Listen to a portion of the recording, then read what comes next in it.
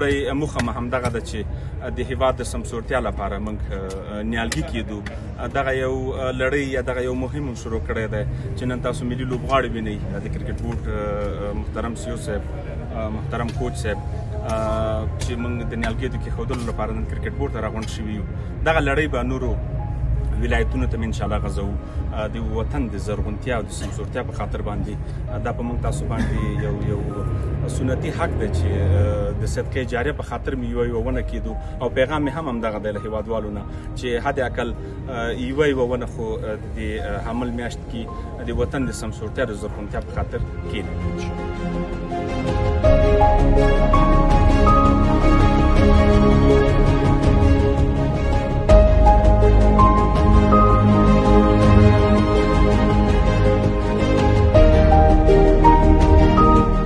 موږ هم د وطن په سمسورولو کې ونډه واخیسته، تاسې هم بیړه وکړئ.